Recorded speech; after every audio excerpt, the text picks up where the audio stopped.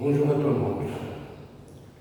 Alors, après avoir traité le premier système d'intérêt qui est l'intérêt simple, nous avons vu que l'intérêt simple, il existe parce que tout simplement, les intérêts se calculent toujours sur la base du capital initialement placé.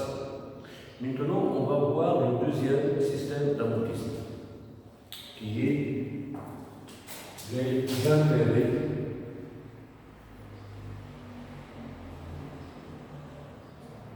composés.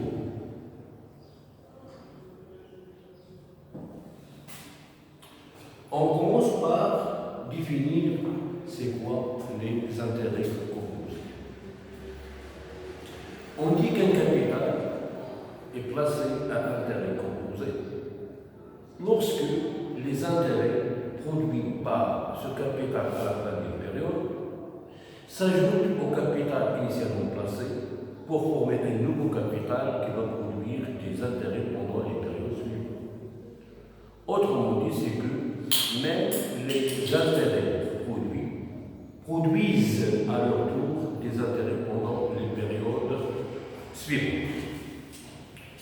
Pour illustrer le système des intérêts composés, on va prendre un petit exemple qui est simple. Supposons qu'on a un capital de 20 000 dirhams placé au taux de 10% pendant une durée d'ayant 3 ans. À titre indicatif, au niveau du système de l'amortissement, plutôt des intérêts simples, on parle du taux. Par exemple, nous avons 8%. Que signifie 8%? Tout simplement, pour un capital de 100 dirhams, on a droit à un intérêt de 8 dirhams. Pour un capital de 100 dirhams, on a droit à un intérêt de 8 dirhams. Sachant d'ailleurs que les 8 dirhams, si le montant des intérêts qui revient à un capital de 100 dirhams, je veux savoir quel est l'intérêt qui va revenir à un capital de 1 dirham. Simplement, c'est 8 divisé par 100 est égal à 0,08. Donc, que signifie 0,08? C'est l'intérêt qui correspond à un capital de 1 dirham. Alors, la destination au niveau des intérêts composés, à 0,08, je vais l'appeler I. I, c'est l'intérêt pour 1 dirham. Dans notre exemple, l'intérêt pour 1 dirham serait 0,1. À la fin de la première année, que devient ce capital après 1 an de placement?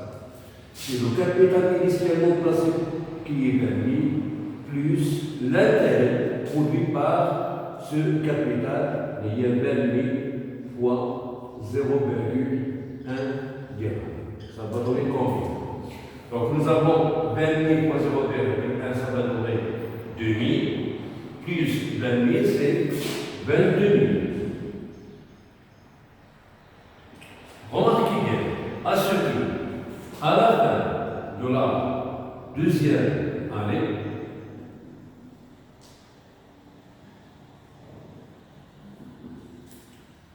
nous avons la valeur du capital à la fin de la première année qui est 22 000, plus son intérêt qui est 22 000 fois 0,1 est. Comme vous pouvez le remarquer, pour la deuxième année, on n'a pas calculé l'intérêt sur le montant du capital initialement placé, mais on va le calculer sur la base de la valeur acquise qu'on avait à la fin de la première année, soit 22 000 dirhams. Et les 22 000 dirhams, c'est quoi? C'est 20 000 du capital initialement placé plus 2 000. Et donc, lorsqu'on a calculé l'intérêt sur les 22 000, ça veut dire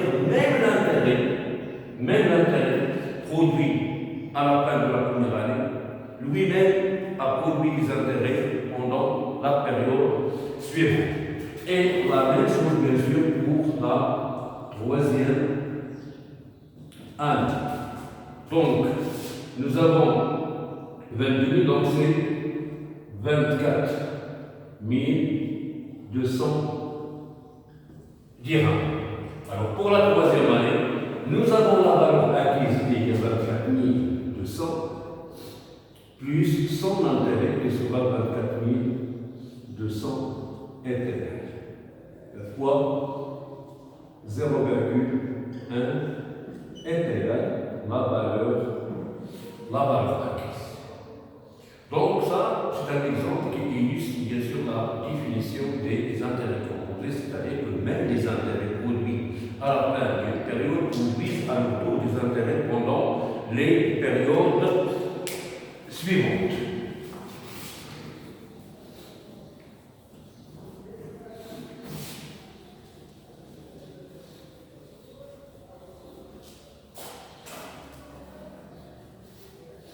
Alors, sur la base de cet exemple numérique, on va bien sûr élaborer la formule d'une façon générale qui va nous permettre de calculer la valeur acquise par un capital placé à intérêt composé. Donc, nous aurons comme un valeur acquise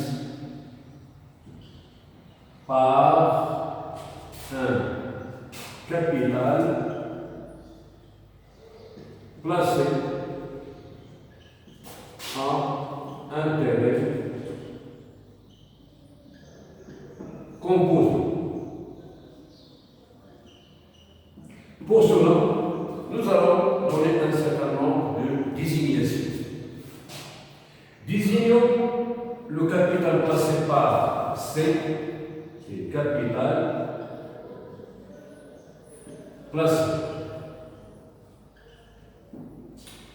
I, comme je viens de le dire, c'est l'intérêt pour un capital de 1 dirham. L, c'est la durée de placement.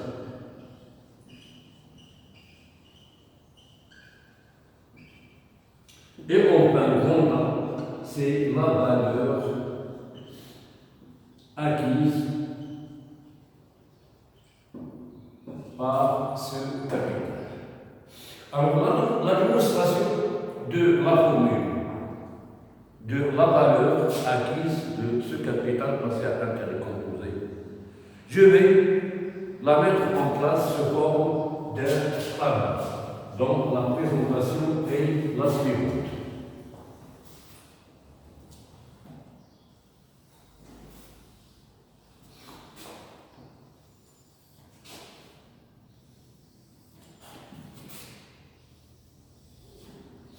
Nous avons ici les périodes. Alors, lorsque je dis période, c'est le laps de temps retenu pour le calcul des intérêts. L'intervalle de temps peut être soit l'année, le semestre, le trimestre ou bien le mois. Alors, on dit capitalisation annuelle, c'est-à-dire que la période retenue pour les calculs des intérêts, c'est l'année. Lorsqu'on dit capitalisation semestrielle, cela veut dire que la période retenue pour le calcul des intérêts, c'est le semestre, soit 6 mois. Lorsqu'on parle de capitalisation trimestrielle, c'est-à-dire que la période retenue pour le calcul des intérêts, c'est le trimestre. Et lorsqu'on dit capitalisation mensuelle, c'est-à-dire tout simplement que la période retenue pour le calcul des intérêts, c'est le mois. Le mot capitalisation, ça veut dire capitaliser les intérêts, ça veut dire les ajouter au capital.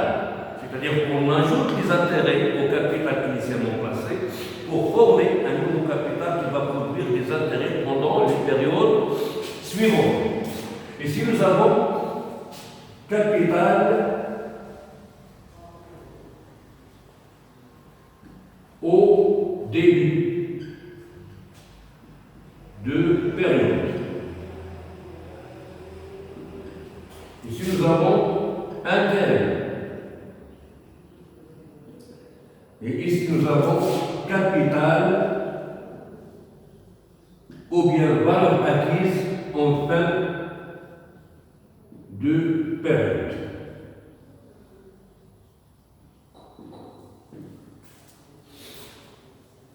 Pour la première période, nous avons le capital initialement placé qu'on a dit passé, donc l'intérêt pour la première année. Nous avons I qui est l'intérêt pour un dirham, donc l'intérêt de la première année serait tout simplement C fois I. Donc, le capital à la fin de la période, ou bien la valeur acquise après une période de placement serait le capital initialement placé plus son intérêt qui est C fois I est égal. Mettons C en facteur, la formule devient C fois 1 plus I. Pour la deuxième période, la valeur du capital qu'on avait, ou bien plutôt qu'on a au début de la deuxième année, c'est la valeur acquise qu'on a à la fin de l'année précédente. Vous saurez C fois 1 plus I. L'intérêt rapporté par cette somme au cours de la deuxième période serait C fois 1 plus I fois l'intérêt pour un dirham. Donc, le capital devient à la fin de la période, c'est le capital qu'on a au début de la période, plus tout simplement son intérêt. Donc, il y a C fois 1 plus I, plus son intérêt qui est C fois 1 plus I fois I. Comme vous pouvez le remarquer, nous avons ici la même expression, C fois 1 plus I, nous avons ici C fois 1 plus I. Donc c'est un facteur qui est commun. On peut le mettre en facteur. C'est-à-dire que C fois 1 plus I, oui, en facteur. Combien reste ici? Il reste 1 plus, combien reste ici? Il reste I est égal C. Donc 1 plus I fois 1 plus I, ça serait 1 plus I au carré. Ça serait la base du calcul de l'intérêt qui correspond à la troisième période. Donc pour la troisième période, la valeur du capital qu'on a au début de cette période, c'est C fois 1 plus I au carré. Son intérêt, tout simplement, je vais multiplier cette valeur par l'intérêt pour un seul dirham, ça serait C fois 1 plus I au carré multiplié par I. Donc la valeur du capital après 3 ans de placement ou bien à la fin de la troisième année, ce serait la valeur qu'on a au début de la période plus son intérêt, soit C fois 1 plus I au carré plus C fois 1 plus I à la puissance 2 multiplié par I, qui est l'intérêt pour un dirham. Et donc comme vous pouvez bien sûr le constater, toujours ici, nous avons un même facteur qui est C fois 1 plus I au carré. Donc, je peux le mettre en facteur. Ça devient C fois 1 plus I au carré en facteur. Combien il reste ici? Il reste 1 plus combien il reste ici? Il reste I est égal C fois 1 plus I. Donc, nous avons 1 plus I au carré fois 1 plus I. Ça serait C fois 1 plus I à la puissance 3. Donc, on peut tirer la formule générale par récurrence. Comme vous pouvez le constater ici, nous avons, pour la première période, nous avons ici sous-entendu 1. La deuxième période, nous avons ici, à la puissance 2. Pour la troisième période, nous avons ici à la puissance 3. Alors, d'une façon générale, pour une durée de placement qu'on va diviser par N, quelle est la valeur du au début de la dernière année. C'est C fois 1 plus I à la puissance N moins 1. C'est-à-dire la valeur acquise qu'on a à la fin de l'avant-dernière année. Son intérêt, c'est C fois 1 plus I à la puissance N moins 1 fois I. Et donc, la valeur du capital à la fin de la énième année serait la valeur du capital qu'on avait au début de la période qui est C fois 1 plus I à la puissance N moins 1 plus C fois 1 plus I à la puissance N moins 1 fois I est égal. Je peux mettre ça en facteur. On aura C fois 1 plus I à la puissance N moins 1 en facteur. Combien reste ici? Il reste 1. Ici, il reste I. Soit en définitive, C fois 1 plus I à la puissance N moins 1 plus 1 qu'on a ici. Donc moins 1 plus 1, c'est 0. Ce qui reste, c'est N. Donc la valeur acquise définitive par un capital placé à un intérêt composé serait grand A est égal à C fois 1 plus I à la puissance N.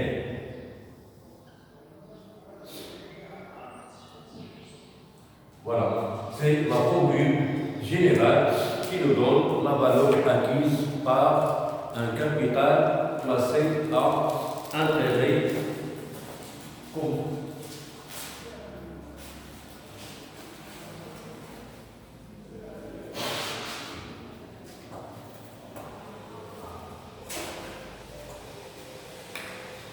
Voilà, donc j'espère bien que ces premières explications soient claires pour tout le monde.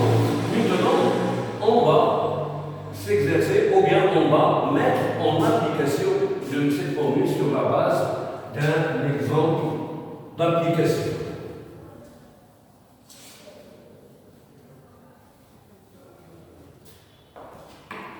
Alors, exemple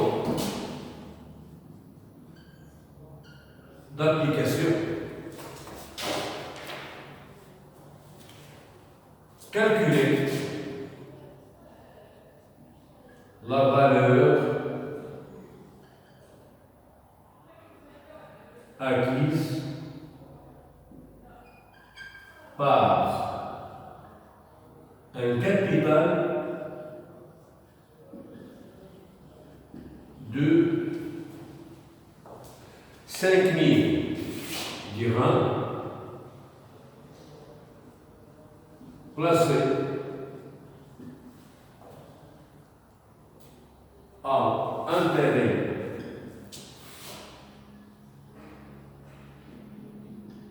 composé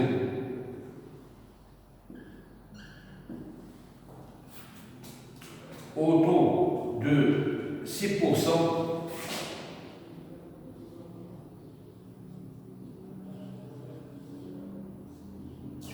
pendant 11 ans. Donc nous avons la formule générale A est égal à C fois 1 plus I à la puissance N. Donc A est égal, C c'est le montant du capital, soit 5000,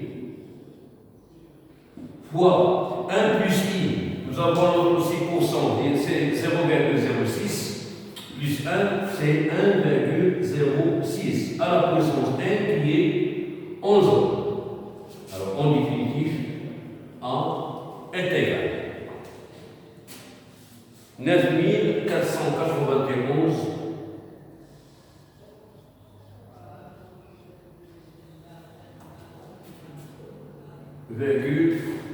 49 dirhams. Si on veut évaluer le total des intérêts composés de ce capital, on va tout simplement prendre la valeur acquise moins le capital initialement placé, c'est-à-dire les intérêts serait la valeur acquise du montant moins le capital initialement placé, soit 9491,49 moins le capital initialement placé, les rois 5000, est égal à 4491,49 dirhams.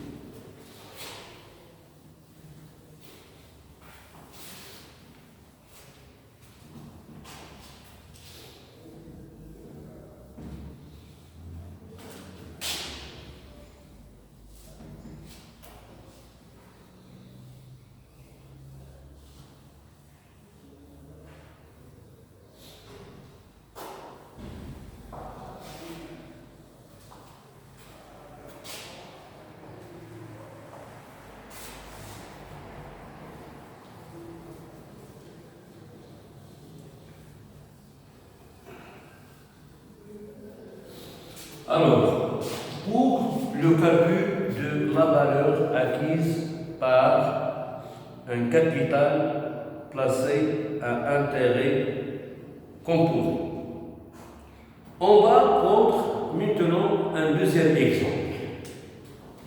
Exemple 2. Parce que, au niveau du premier exemple, on a prévu une durée qui est entière. Maintenant, on va prévoir une durée qui est fractionnelle, c'est-à-dire des années avec des mois. Nous avons un capital de 18 700 dirhams est placé en intérêt composé au taux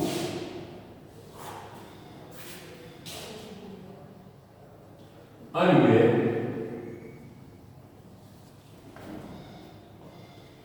de 6%. Alors, à titre de précision, nous avons une capitalisation annuelle. C'est-à-dire, capitalisation annuelle, tout simplement, c'est la période retenue pour le calcul des intérêts. Ce qui fait, puisqu'on parle de capitalisation annuelle, ça veut dire que les intérêts seront calculés annuellement. Alors, qu'il est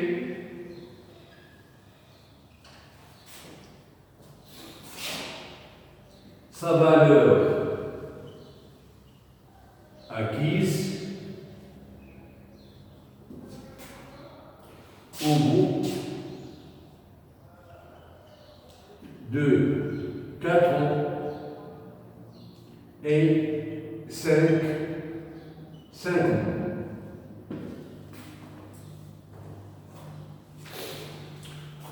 Alors, raisonnons sur un max de temps. Nous avons la date du placement de ce capital C, qui est 18 700. Cette date, je la désigne par l'époque 0, c'est-à-dire le point de départ pour le calcul des intérêts. Il est placé pendant 4 ans. Et nous avons 4 ans et 5 mois. Ça veut dire, ici nous avons 5 mois. Je vais calculer la valeur acquise par ce capital à la fin de la 4e année. Donc, valeur acquise à la fin de la 4e année. serait, ici on va appliquer la formule générale, serait 18 700 fois le taux de placement c'est 6%, donc l'intérêt conventionnel c'est 0,06.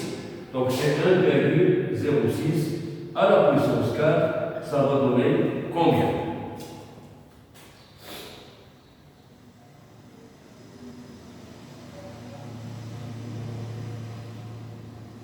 Donc ça donne 23 608, virgule 32 dirhams. Ça, c'est la valeur acquise à la fin de la 4e année. Là, vous avez maintenant, le placement a été fait pendant 4 ans et 5 mois. Donc, une fois, j'ai déterminé la valeur acquise à la fin de la 4e année, et on vient de dire que les intérêts se calculent sur la base des valeurs acquises et non pas sur la base du capital, parce que même les intérêts ils produisent des intérêts. Et donc, si je prends cette valeur ici, 23 608,32, la période de capital initialement placé, plus les intérêts produits par ce capital, ainsi que les intérêts pendant les 4 années. Alors, pour les 5 mois qui restent, je vais calculer l'intérêt qui correspond à 5 mois sur la base des règles montantes. Donc, intérêt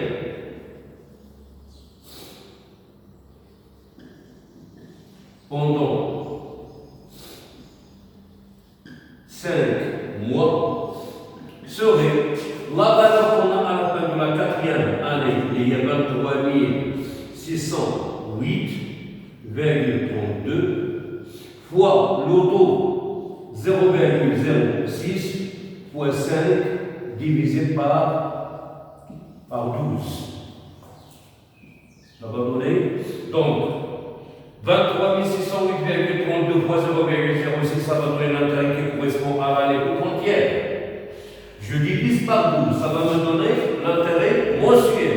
Et je multiplie par 5, ça va donner bien sûr les intérêts qui correspondent à 5 mois de placement, soit 590,21.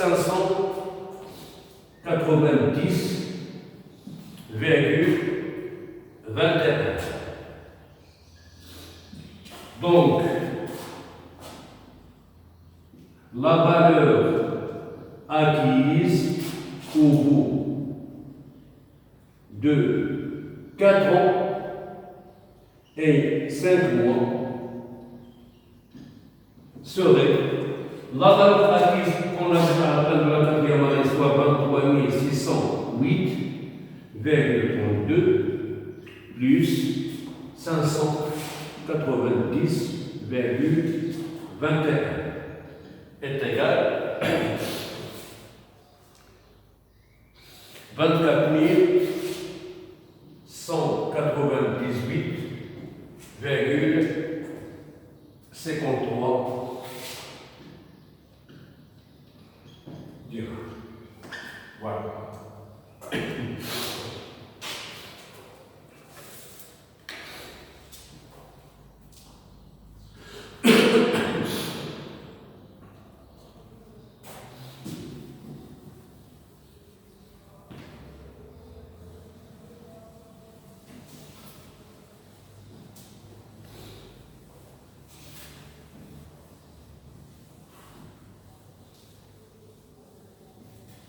Alors, pour le calcul de la valeur acquise par un capital placé à intérêt composé, il existe 2 méthodes.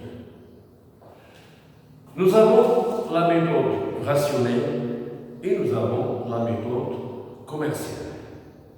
Pour la méthode rationnelle, nécessite l'utilisation des taux dits proportionnels. Donc, deuxièmement, nous avons les taux proportionnels.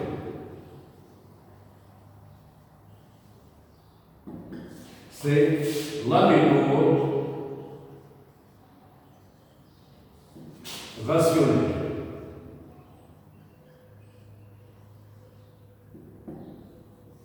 Qu'est-ce qu'on entend par taux proportionnels. Deux taux sont dits proportionnels lorsque leur rapport est égal au rapport de leur période respective. Je m'explique d'abord. Supposons qu'on a un taux annuel de 12%. Je veux savoir le taux semestriel proportionnel.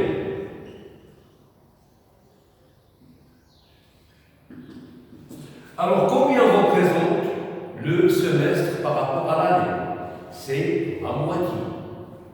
Donc, même le taux serait 12% divisé par 2 est égal à 6%. Si je veux chercher le taux trimestriel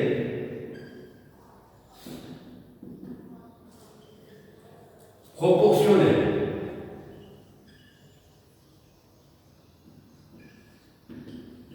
combien représente le trimestre par rapport à l'année? C'est le 1/4. Donc je prends le taux annuel et je le divise par 4, soit 12% divisé par 4, soit 3 pour 100.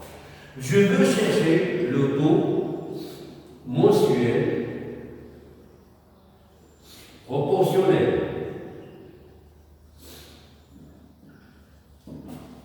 Combien représente le mois par rapport à l'année? C'est le 1/12. Donc je prends le taux annuel et je le divise par 12.